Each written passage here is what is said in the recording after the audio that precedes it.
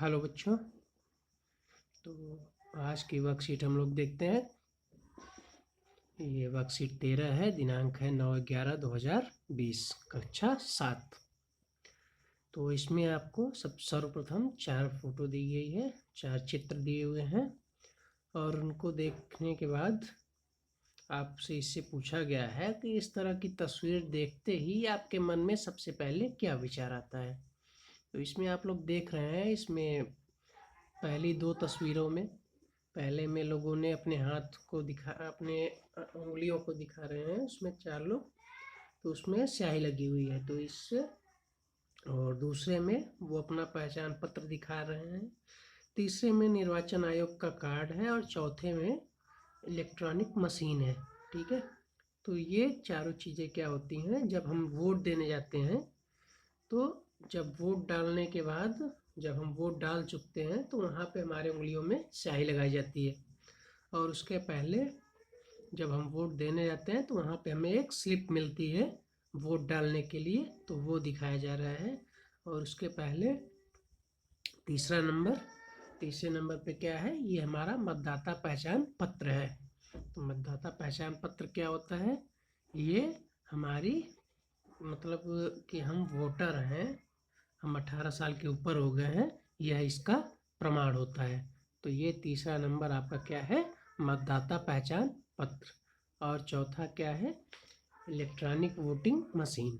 ठीक है, ईवीएम है। पहले क्या होता था, वो बैलेट पेपर मतलब एक कागज़ का टुकड़ा होता था और उस पे लोग मुहर लगा करके अपना वोट देते थे। लेकिन अब आधुनिकरण के युग में ये बैलेट पेपर का प्रयोग बंद हो गया है, बहुत ही कम यूज होता है, रेयर केस में। और इसकी जगह पे ईवीएम का प्रयोग होता है। ठीक है, ये है वीवीपैट, इसको वीवीपैट बोलते हैं।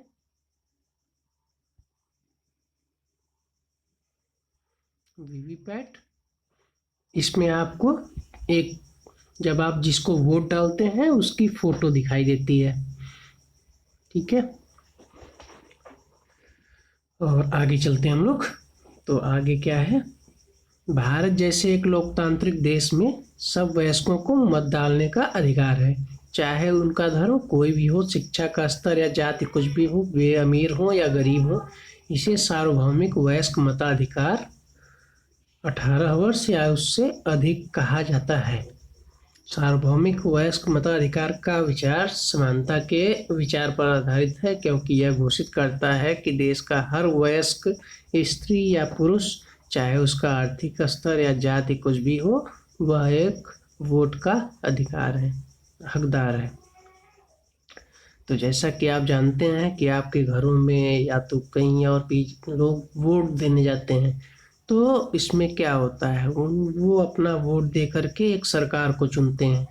तो कोई भी व्यक्ति जो 18 वर्ष से ऊपर का हो, उसे वोट डालने का अधिकार है, बशर्ते वो पागल ना हो। ठीक है, पागल ना हो।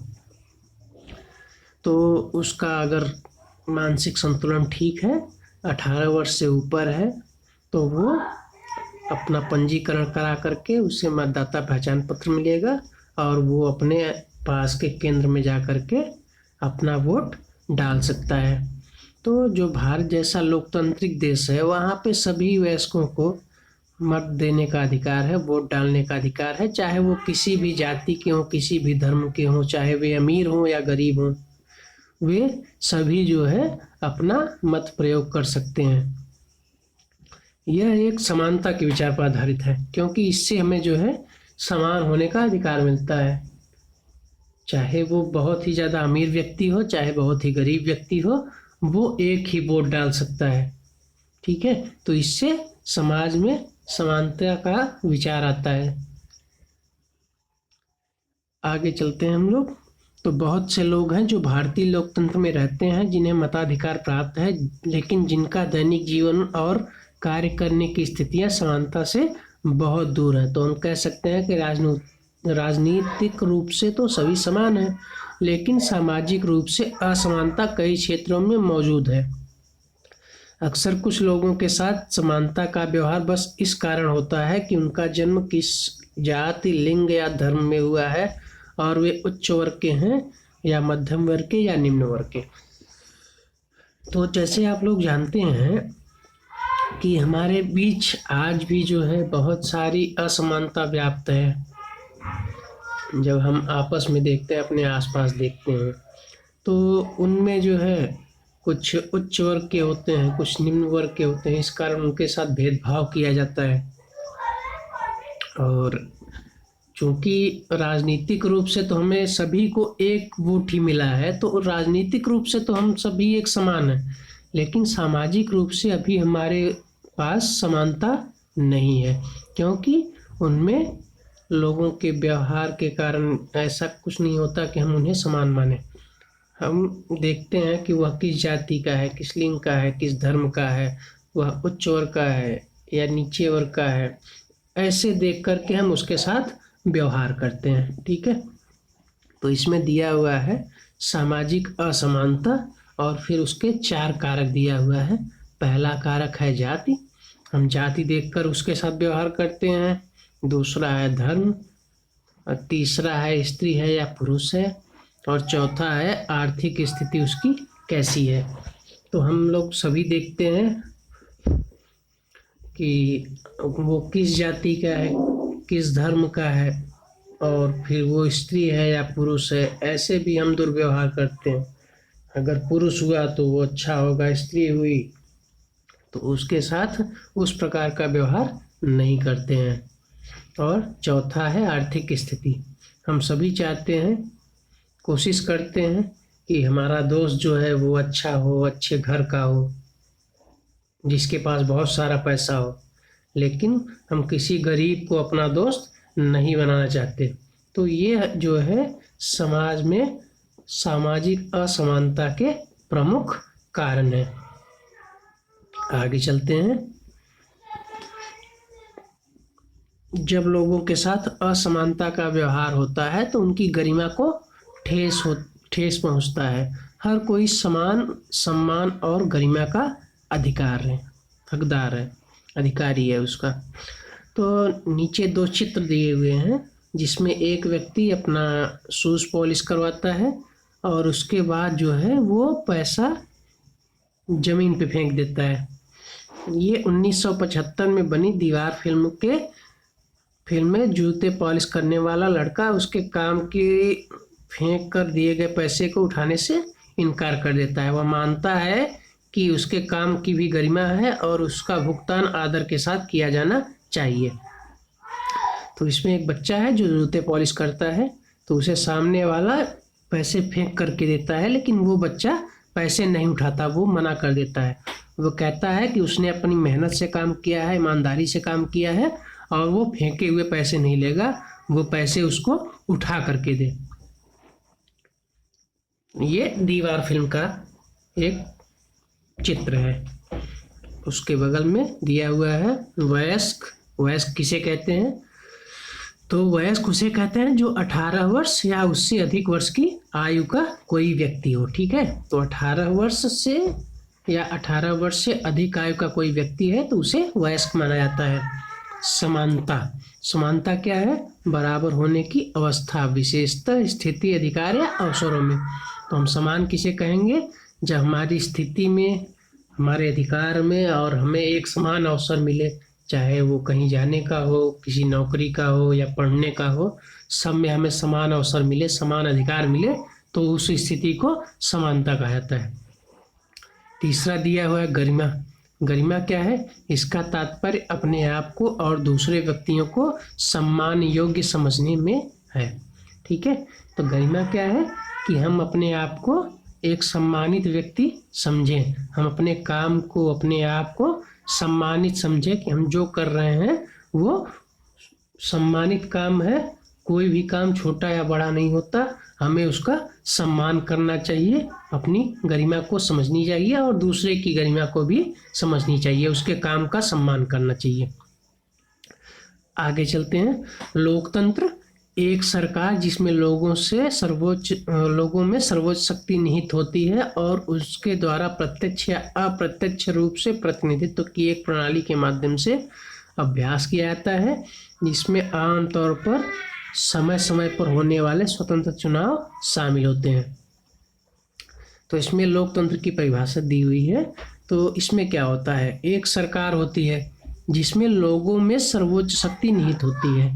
तो इसमें क्या होता है, शक्ति जो है किसके पास होती है, शक्ति जो है वो जनता में निहित होती है। ठीक है, क्योंकि जनता ही लोगों को चुनती है, तो शक्ति किस में निहित होती है, लोगों में।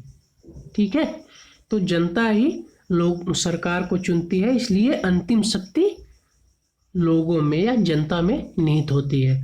और वो क्या करते हैं, कैसे चुनते हैं लोगों को, प्रत्यक्ष या अप्रत्यक्ष रूप से प्रतिनिधित्व की एक प्रणाली होती है और उसके द्वारा वो अपने नेताओं को चुनते हैं। जैसे हम लोग वोट दे करके अपने विधायक को या सांसद को चुनते हैं। ठीक है, फिर उनके द्वारा अन्य लोगों को चुना जाता है। तो ये प्रत्यक्ष या अप्रत्यक्ष रूप से हमारी प्रतिनिधित्व की एक प्रणाली है, जिसके द्वारा हम अपने प्रतिनिधियों को चुनते हैं और जिसमें आमतौर पर समय समय पर होने वाले स्वतंत्र चुनाव शामिल होते हैं। तो ये समय समय पर चुनाव होते रहते हैं और उनके द्वारा हम लोगों को चुन सकते हैं। अगर वो अच्छा काम नहीं कर रहे हैं तो अगले चुनाव में हम उन्हें हटा सकते हैं। और अब आगे जो 2 प्रश्न दिया हुआ है उसको देखते हैं। पहला है सार्वभौमिक वयस्क मताधिकार को परिभाषित करें। ठीक है, तो पहला क्वेश्चन है सार्वभौमिक वयस्क मताधिकार को परिभाषित करें। तो अब इसके उत्तर को आपको अगर लिखना है तो आप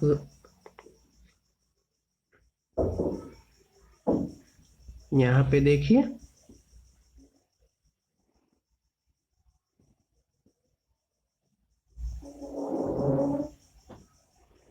यहाँ से दिया हुआ है ये वाला, भारत जैसे एक लोकतांत्रिक देश में सब वयस्कों को मत देने का अधिकार है, चाहे उनका धर्म कोई भी हो, शिक्षा का स्तर या जाति कुछ भी हो, वे अमीर हो या गरीब हो।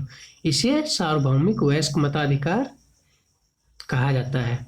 ठीक है, सार्वभौमिक वयस्क मताधिकार क्या है, 18 वर्ष या उससे अधिक वर्ष की आयु में वोट डालना। ठीक है, तो ये आपको लिखना है।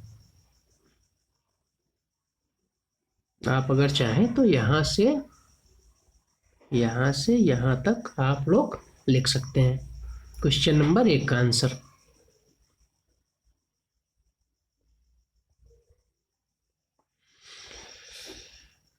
आप क्वेश्चन नंबर 2 की तरफ चलते हैं। क्या आप चुनाव में वोट डाल सकते हैं, यदि नहीं तो क्यों।